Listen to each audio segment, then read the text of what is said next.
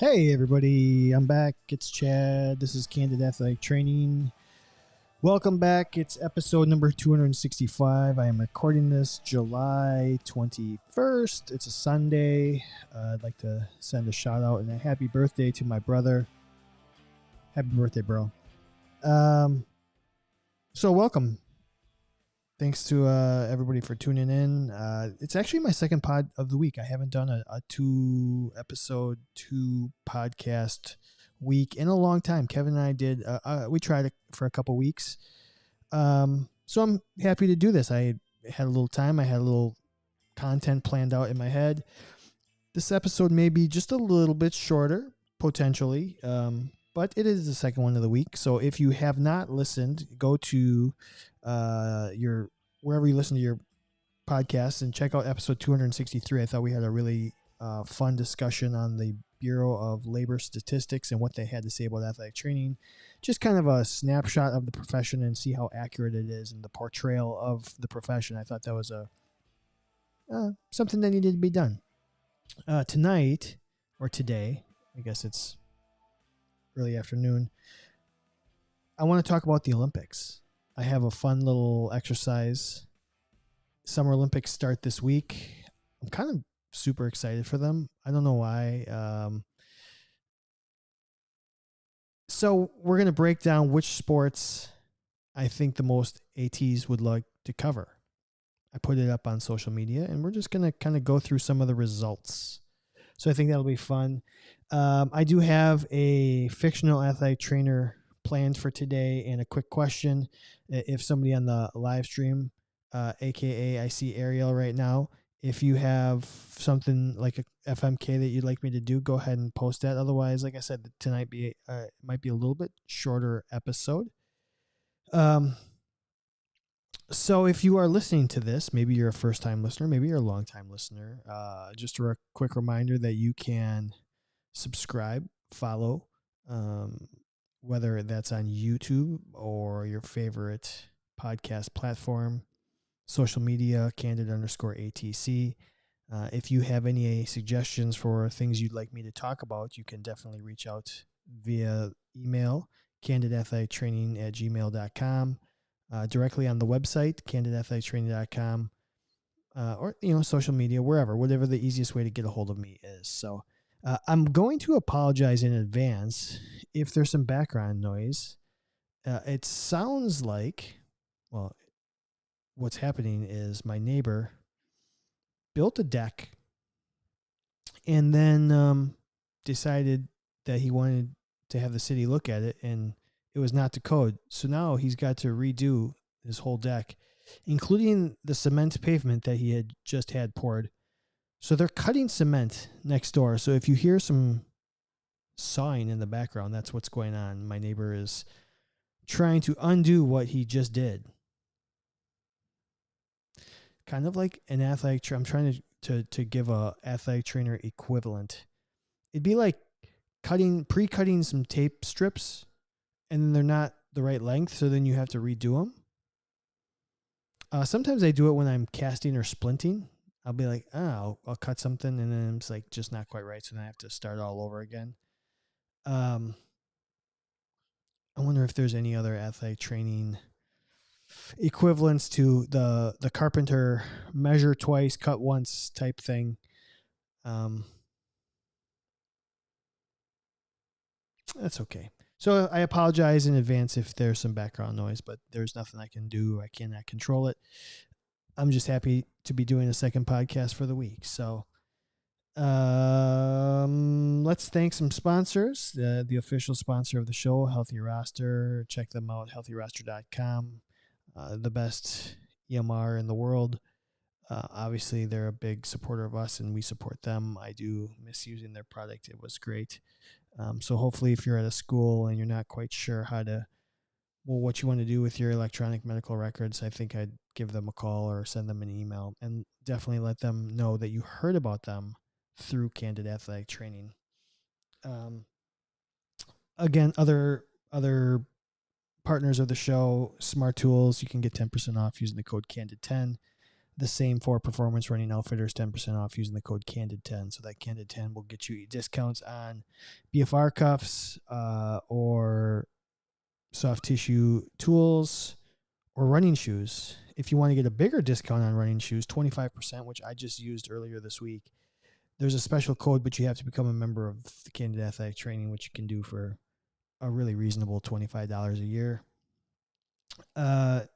Discounts on sunflower seeds at Chinook Seedery. Discounted professional and personal liability insurance through Athletic Trainer Insurance Plus. And then $100 off dry needling courses if you're a member of our show through Athletic Dry Needling. Just one of many ways that you can save yourself some dollars just by being a member of this show and being a member of the community. So thanks in advance for that. So you definitely want to get yourself a membership in the long run because you are going to get some discounts on stuff that you're going to. I think the shoe one is incredible. I can't understand why anybody wouldn't want to get 25% off their running shoes. So other than that, like I said, this may be a quick hitter show, but let's jump into it.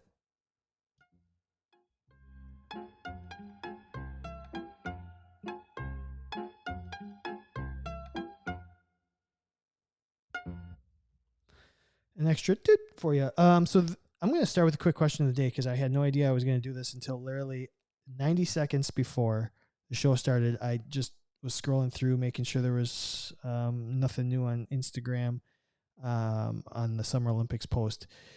And this popped up. And I don't know if this is really true or not, but I wanted to go through. Somebody posted, it says, the Mamba mentality, Kobe's 10 rules. So rest in peace to Kobe Bryant. Apparently, his Mamba mentality, he had 10 rules posted. I want to quick answer which of these 10 rules I think is the most applicable towards athletic trainers. So rule number 1, get better every single day. I think that's a great one. Get better every single day. 2, prove them wrong. I don't know who we're proving wrong. Is that your coaches? Is that your athlete? Is that your team doctors? Is it, I don't know. Prove them wrong. Number 3, work on your weaknesses. I think that's a good one. I think that was one of the most interesting things about athletic training education and trying to prepare students is the wide variety of things we need to know. I'll say this. I think we are, as a profession, generalists. There's a lot to cover. And I think obviously early in profession, you focus on the orthopedic, the manual muscle skills, the special tests, evaluation, etc. But then there's all these other things that you're maybe could or could not be prepared for. Whether that's pharmacology. Me going through school, I knew that was that was the one course I struggled with the most was pharmacology, drugs, medicine, even, skin conditions, all that stuff. I just didn't lock in when it was getting taught. I don't want to say I didn't care. I just focused my energy on the other stuff. So that was me. That was my biggest weakness, and probably something to this day where I still struggled the most. And I go through medicines with patients every day, and I don't know what half the medicines are. So I should probably learn them. So work on your weaknesses. It's very easy to just think about your strengths and enhance your strengths. And hey, I'm a baseball athletic trainer, so let me get really good at my upper extremity stuff, my elbows and my shoulders. I'm a cross-country athletic trainer, so let me work on feet, ankles, lower extremity, and so forth, the thought process. And as we get specialized to a certain degree, we tend to focus on those things. But don't forget about your weaknesses. Number 4, execute what you practiced. Yes. 5, learn from greatness. I do think there is a little bit to be said that this is a copycat profession. Pick up little cues from the people that are successful. I think that's a good piece of advice. Learn from wins and losses. I don't necessarily know as ATs if we specifically have wins and losses, but you can reflect on what happened throughout your day. 7, practice mindfulness. Fair. 8, be ambitious. I don't know if that's in terms of career or goals or rehab. Be ambitious. That's fine. Number 9, hashtag believe in your team. Obviously, this is meant for athletes from another athlete. Believe in your team. Is that us believing in our actual teams, like our players? Is that believing in the other sports medicine team? I'm not quite sure, but just believe in them. Number 10, learn storytelling. Probably something I should do in order to be a good podcaster, learn some storytelling. Maybe I should do that. A segment will be just like I try and come up with some random story throughout my career and just share it. I don't know if that's a good idea or a bad idea. There are some that I probably shouldn't share, but maybe I will if enough people want me to do a blast from the past type segment. So those are the 10 Kobe rules. And I'm going to pick my favorite. If you are on the live stream and you have one that you particularly like from the 10 I just read, let me know. I think for me, the number one rule that probably would be most helpful is number 4, execute what you practiced. Specifically for athletic training students, but I think for everyone too. Execute what you practiced. And I think what that means to me is repetition, repetition, repetition, repetition, repetition. The number one thing I wish we could improve upon in terms of teaching the next wave of athletic trainers and athletic training education, I was having this conversation earlier with a coworker. It's hard. It's hard for students to learn when 90% of what they're doing is mock scenarios. It's actually be a really good question. Like, what percent, like for athletic trainers, athletic training students, like a top 5 question, like what percent of your evaluation is mock scenario? Man, it's way too much. I guess that's a good and bad thing because 1, it means people aren't necessarily hurt all the time. 2, it's probably good because it's really hard as an athletic trainer to seed, like you see an athlete and you know you can help them to say, hey, you know what, I'm going to give my student a chance at this one. That's a really hard thing to do, especially for younger athletic trainers, because you know you can help the athlete and your job is to help the athlete and to help the team and to get them on track and fast. So that if we could improve that in athletic training education, come up with a way to get people more real life scenarios, I think it would be super helpful. So anyways, that's my number 1 rule of Mamba mentality that would help the profession execute what you practiced. Ariel says number 6 is her favorite, which is learn from wins and losses. Learns from wins and losses. I think the reflecting on what happened. Kevin Joy said the follow greatness one, or however he put it, learn from greatness, number 5. Same basic idea that one of my mentors used to say is you can't make chicken salad out of chicken shit. Very true. Very true. And he had earlier commented, there are very few original thoughts in sports, whether that's coaching, strength training, or medicine. I agree. There's nothing wrong with stealing ideas that work. I think it's just common sense. Like if the wheel's not broken, don't fix it. So if you're not familiar with those wheels, like steal them, steal the wheels. I think that's totally fine. So, yeah, actually that turned out to be a really fun, quick question of the day that I had no idea what I was doing until 15 minutes ago. All right. So we're going to do our fictional athletic trainer real quick. And I put it up on social media.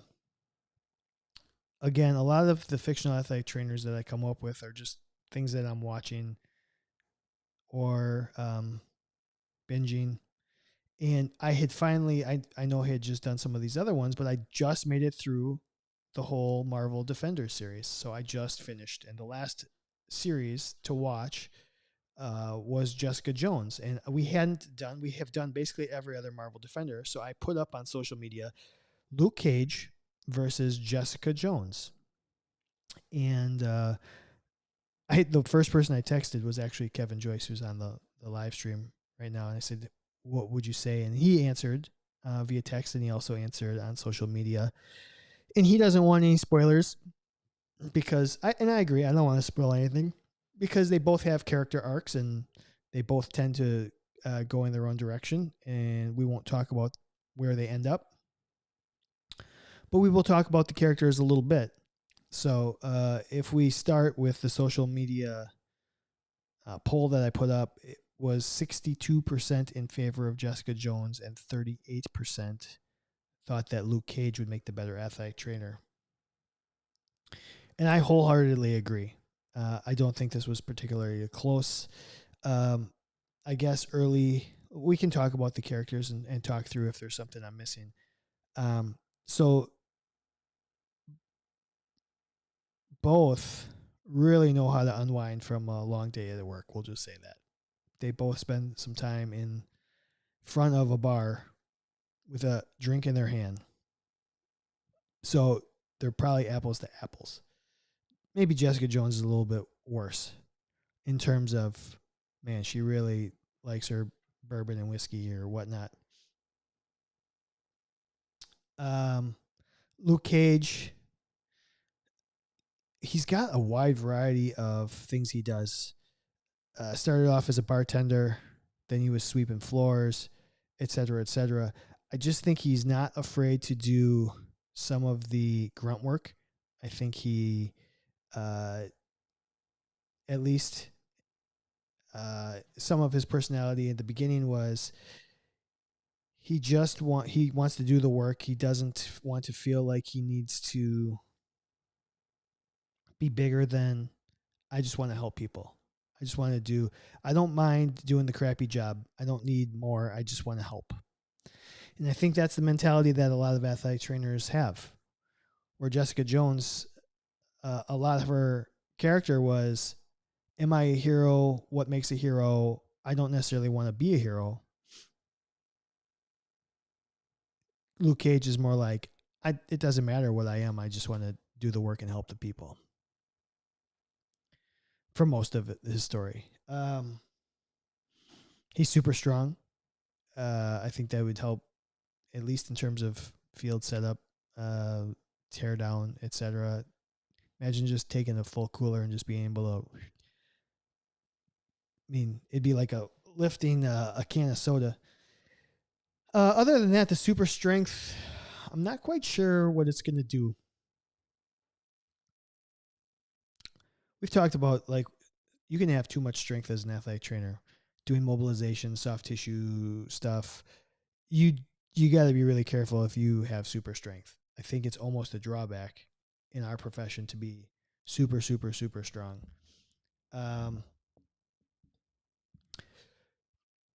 Let's see. Jessica Jones, private eye. So obviously she's really good at research, finding small details, tracking, getting to the bottom of things. I think that's a super skill to have in terms of evaluation and just some other things that come with when you know your athlete maybe not being 100% true with you. Being able to get to the bottom of it, whether that's going through social media, hearing from other athletes. She's going to get to if you're an athlete and you've got some dirt, she's going to find out. And I actually think that's really true of most athletic trainers is how many things do we know that we shouldn't? about our athletes, our clients, whatever, like how open and willing they are to give us all the little stuff. And I think that is very interesting. Like how much I know about my athletes that don't really relate to the job, but it does because you get to know the person. Um, Kevin's jumping in here, so I'm going to read his comments. Honestly, both characters avoid the limelight and don't want it. Both are strong. Both are street smart. Both can handle themselves when the bullets are flying. Luke Cage has the bulletproof skin. Jessica Jones just diffuses it. Jessica Jones has no patience for BS, so her patience can be tested quickly. Very well said. She's got a no shit meter. They're both kind of sarcastic too. Although Jessica's more just like aggressive sarcastic, where Luke's more kind of like passive sarcastic. Luke can be a little bit more calming when things are going wrong. He can calm some of the situation, his demeanor, where Jessica's more inflammatory, like, which can be not great. Sarcasm has no place in athletic training, though, says Kevin Joyce. And I assume that's sarcasm about sarcasm. So let's talk about outfits. Luke Cage is the master of just dressing down. Nothing but a hoodie, some casual sweats. He knows how to dress for athletic training. Jessica Jones is stuck in the denim with the black leather jacket. At least she's got, well, I mean, hoodies have pockets too. So Luke Cage is probably dressed more like an athletic trainer, where Jessica Jones is not. So Jessica Jones, like Kevin said,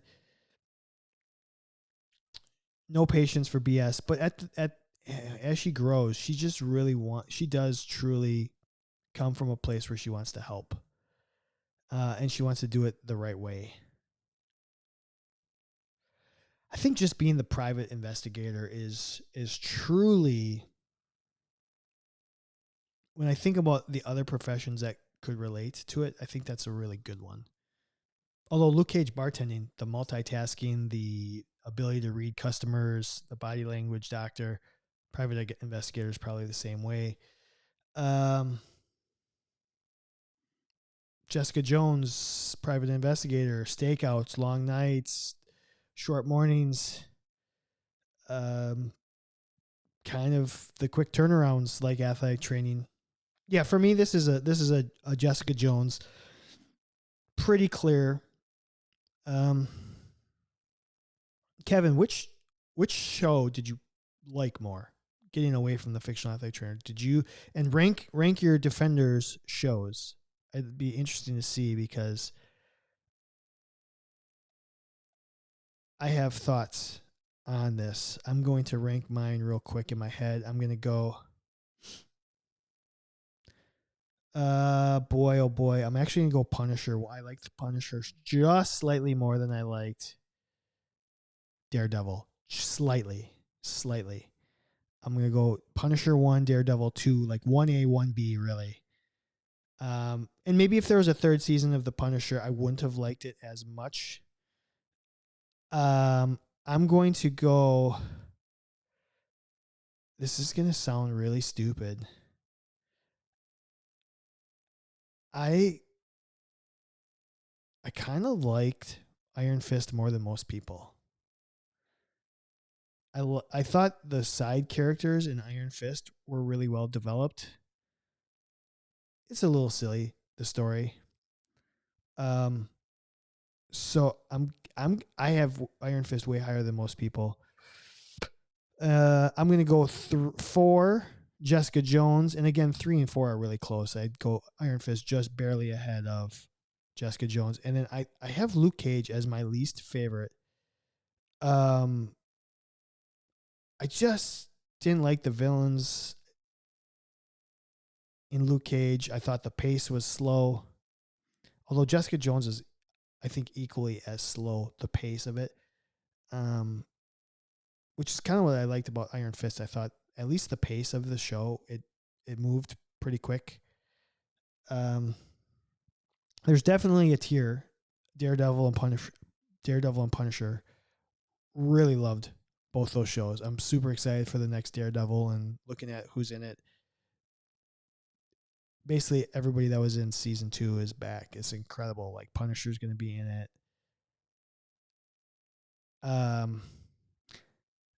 So those two are clearly the cream of the crop, and then the other 3 are just a notch below it. But I'd give my.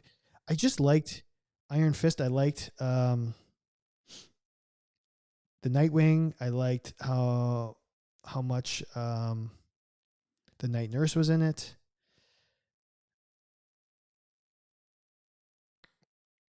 And then I liked how Joy Meacham, the Meachams, I liked Joy. She was in The Following, which I really liked. Luke Cage, I actually thought season 2 was just a little weird to me, but I did like the Bushmaster, I think his name was, the second villain, the Jamaican guy, or sorry if it's not Jamaican. I liked that villain. I just didn't really care for Cottonmouth. Then again, Luke Cage dealing with Cottonmouth. That's an athletic trainer. Here you go. Let's get some water. Let's treat that Cottonmouth. Kevin's rankings: Daredevil 1, Punisher 2, Jessica Jones 3, Luke Cage 4, Iron Fist 5. I liked Iron Fist the first season. If you look at the whole series, it drops way off. Luke Cage has an unbelievable soundtrack, though. I will agree. The music on Luke Cage was really good. It was, and it was Jamaican Bushmaster.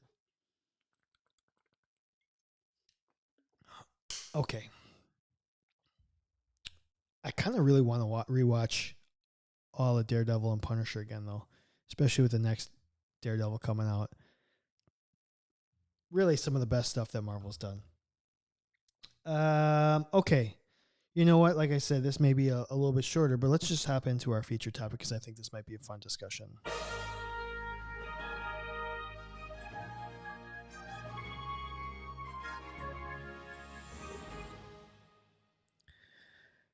Okay. Summer Olympics is here, Paris 2024. It's coming up this week.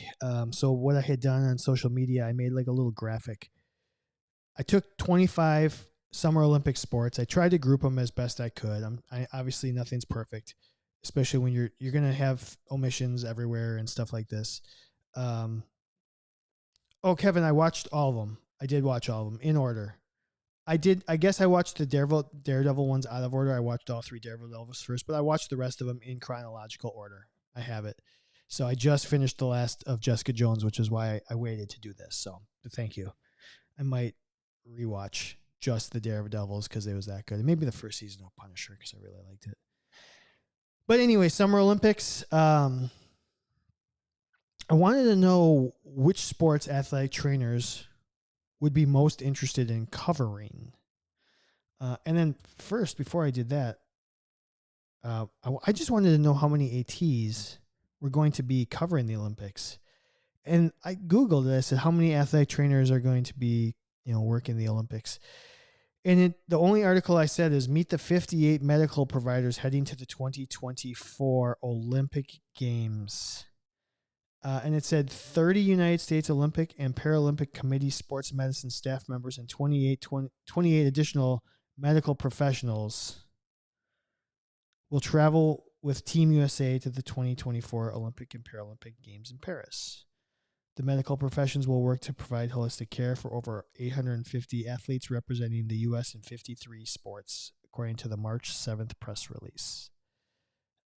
Physicians selected to travel with the team are licensed physicians, athletic trainers, chiropractors, massage therapists, physical therapists, and psychological services practitioners who have been credentialed for at least 3 years. So that's something I learned. I didn't know you had to have at least 3 years experience to work the Olympics, and who have completed an exhaustive selection process. And then it said, here are the 58 providers in charge of treating Team USA.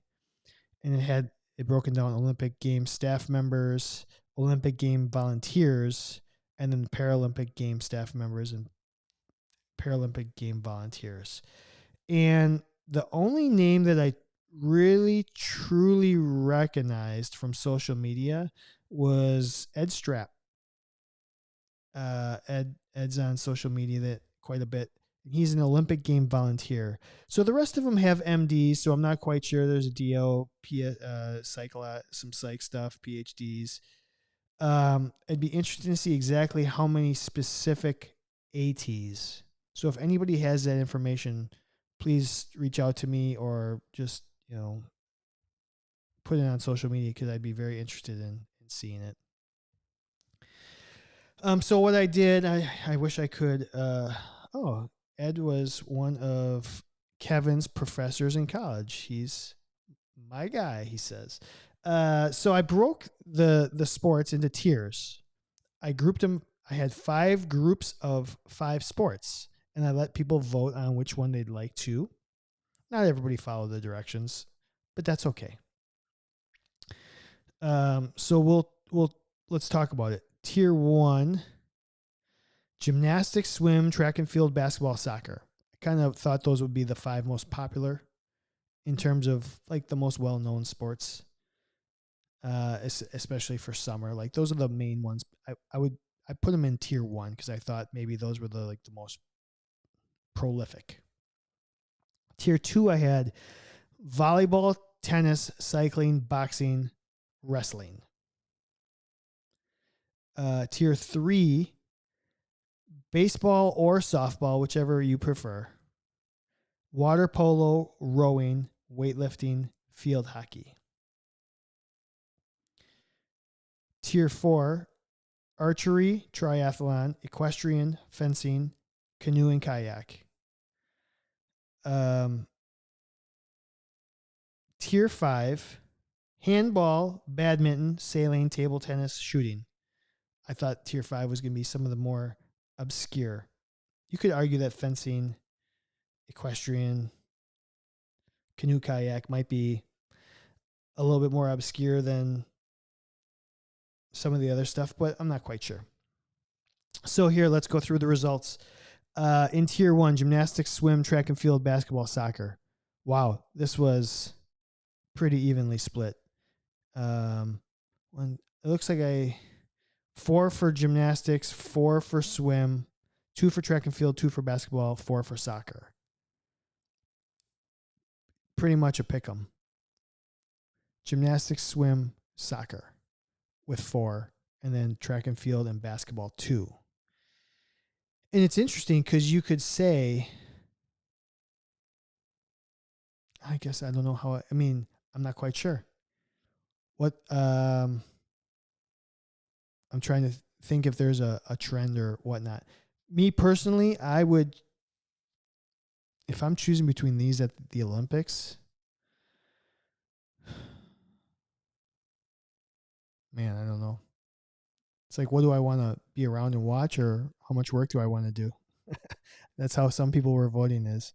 I just want to coast on through.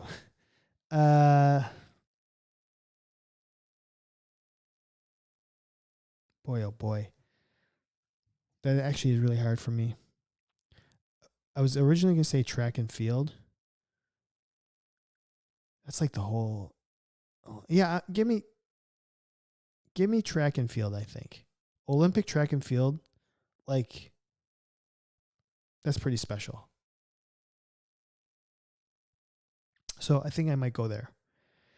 In tier 2, volleyball, tennis, cycling, boxing, wrestling. Before I do that, Kevin's got a couple of comments here. I know people that work at the Lakes Placid Training Center. All you have to do is fill out the USOC application and do your time. Is this do your time? You're arrested. You eventually move your way up to the games. Some sports, soccer, basketball, etc., hire their own ATs through the governing bodies. Interesting. Okay.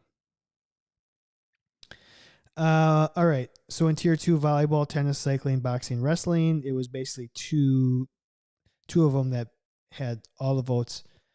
Volleyball with 8 and wrestling with 6. And then 0 for tennis, 0 for boxing, and 1 for cycling. I will say I did ask one of my sports med docs what she would do. And she had said in this group, boxing was her choice because she's covered some boxing before. I think of this group, I'm also picking volleyball, which is the clear cut. Well, volleyball 1, wrestling 2. I think volleyball, honestly, of all these sports that I picked, I think that would be the one I would probably most like to work if I actually had to choose to cover something at the Olympics. I think volleyball would probably be it. Okay. Yeah, that was a pretty clear winner. In tier 3, we had the baseball or softball combination. You could choose one or the other. I just lumped them together because a diamond sport. Water polo, rowing, weightlifting, field hockey. Baseball, softball had 6 votes. Weightlifting had 5. Water polo 4. Rowing 2. Field hockey none, which surprises me a little bit. Kevin said, so far Ariel's picking basketball and volleyball. Kevin said indoor sports. Paris in the summer is way too humid for him. I mean, Kevin, if you're covering beach volleyball, you can just go Speedo. Just go Speedo, bro. You'll be fine. All right. Baseball, softball. I'm out on that. Did enough of that. Water polo 4. I think water polo, I've said this before, would probably be, no offense, to me, the worst sport of all the sports ever created to cover. The shoulders. You got the throwers and the swimmers shoulder combined. I think that's got to be some of the most despicable shoulder. Oh God, I can't imagine the amount of just how bad the shoulders are in water polo. So I'm definitely out on water polo. Rowing, weightlifting, field hockey. So I think, man, boys in the boat might sway me here. Kevin Joyce, too much chub rub if I'm in a Speedo. I've worked water polo. It's basically rugby with a risk of drowning. Yeah, I'm out. I'm out on it. Boys in the boat, I really respect the rowers. I really do. It's actually something I'd like to watch. I don't necessarily know if I'd love to cover it as an athletic trainer. I think that'd be more I'd like to do it as a fan. Then again, I have no idea what I'm talking about. I'm going to choose weightlifting, which came in second here. I think weightlifting at the Olympic level would be incredible. Somebody said, well, what about... So weightlifting to me is kind of like pole vaulting. At the elite level, I have very little trepidation that there's going to be an injury, even though the weights are extremely ridiculously high. I'd be more concerned covering the elementary beginner weightlifting course than, who are just lifting very little weight but have no idea what they're doing. When you get to the elite weightlifters, what I think they're fine. They're going to be great. It's going to be interesting. So weightlifting kind of reminds me of pole vault in that respect. More nervous with the worst ones, and then like absolutely no hesitation with the really good ones in the profession. Tier 4. This was really interesting to me. Tier 4 is kind of like tier 1. It's pretty evenly spread here. Tier 4: archery, triathlon, equestrian, fencing, canoe, and kayak together. Fencing did come out ahead with 6. And then 3 for equestrian, 3 for triathlon, 2 for archery, 2 for canoe and kayak. And I think I have to agree, if I'm choosing one, I'm going to choose fencing. It fascinates, of all of these sports, fencing fascinates me the most.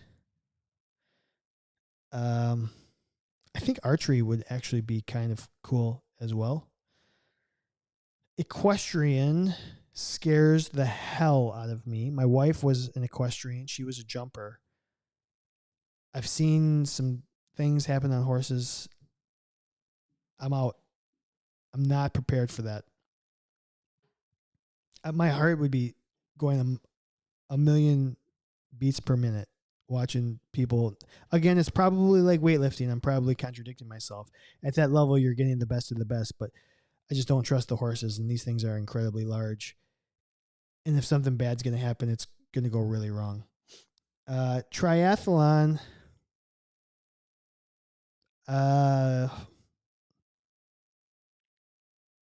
Probably really cool to cover at this level. Just remember, a horse did to Superman what Kryptonite couldn't. Ariel says, I think archery and equestrian would be so much fun to watch. I would work those. I agree. I like actually all of these options: archery, triathlon, equestrian, probably the least, but I would do it. I think my wife would enjoy it obviously the most. Fencing, canoe kayak, even canoe kayaking, I think it'd be kind of unique and something I'd look forward to. But in that group, fencing won. So in tier 5, we had handball, badminton, sailing, table tennis, which is ping pong, and shooting. We had 3-way tie for first place: handball, table tennis, and shooting. And then badminton and sailing way behind. And from this group, I would go ping pong for sure. Table tennis, I think it would be really fun to watch. I don't know what kind of injuries we're talking here. Some wrist stuff, wrist, hand, forearm. I'm guessing gripping, swinging. Handball's probably the same.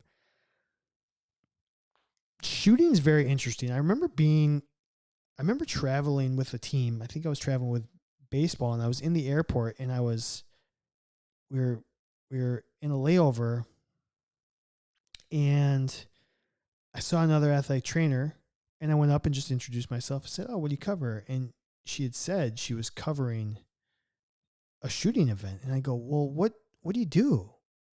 And she said it was all about heart rate variability, and it kind of blew my mind. Like, oh, I get it.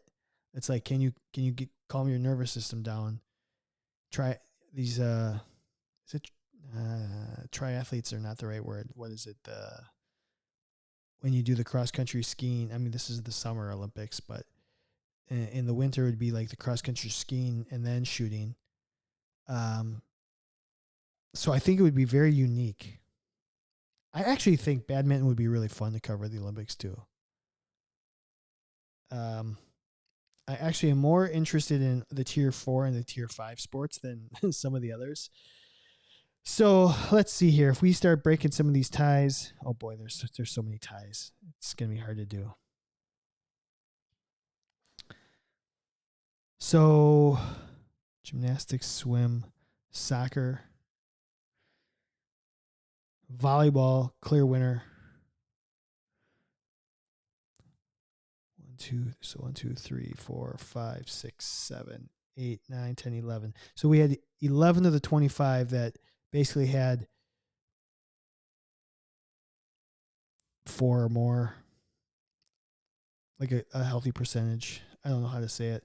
Gymnastics, swim, soccer, volleyball, wrestling, baseball, softball, water polo, weightlifting, fencing, handball, ping pong, and shooting. Your preferred Summer Olympic sports. I would definitely agree with some of those. To me, being able to see any athlete do something at the absolute extreme best is fascinating to me. And as an athletic trainer, being able to help them would be really super rewarding. So of all these sports, I mean, give me all of them aside from water polo. I think equestrian, I'd hold my breath a little bit, but it would be incredible to cover any of these. So Kevin Joyce asks, also, has anyone been watching the Paralympics TikTok account? I have not. Please tell me what's going on there. Very interesting. So, yeah, I do think the Olympics are important. Congratulations to any of the sports medicine professionals who are out there. Maybe we can have Kevin talk to Ed Strapp and we can get him on the show and talk about the experience covering the Olympics, what it's like behind the scenes, not necessarily like the on field court coverage, but the kind of behind the scenes, like the preparation, stuff like that. So if um, Kevin says the Paralympic stuff, good old fashioned self-deprecating humor. I'm in, so I'll check it out. Kevin's going to text Ed Strapp, see if we can maybe get him on the show and just talk about his experience in the Olympics. I think that would be a really kind of cool thing to do. So, anyways, we're gonna wrap this show up. Just a quick hitter, episode number 2 of the week. Thanks to Kevin and Ariel for jumping on the live stream. I appreciate it. Always fun to talk about the profession in a unique way. I think it's important to give everything a little bit of attention. So congrats to all the people who are helping at the Olympics. Hope everyone's enjoying their summer, doing some fun things or some quality things at work. Look forward to the next episode here. Maybe I'll try and shoot for 1 or 2 more this week, and just keep having fun here. So thanks to Healthy Roster and to all the other partners, Smart Tools, Athletic Trainer, Insurance Plus, Performance Running Outfitters, Athletic Dry Needling, and Chinook Seedery. Thanks to all our partners. Again, if you're listening, please just keep sharing the show and get as many people as you can listening and following on social media and whatnot and participating, because this is a much better show when everyone contributes. So thanks to everybody, and we will see you all sometime this week. Okay, take care, everybody.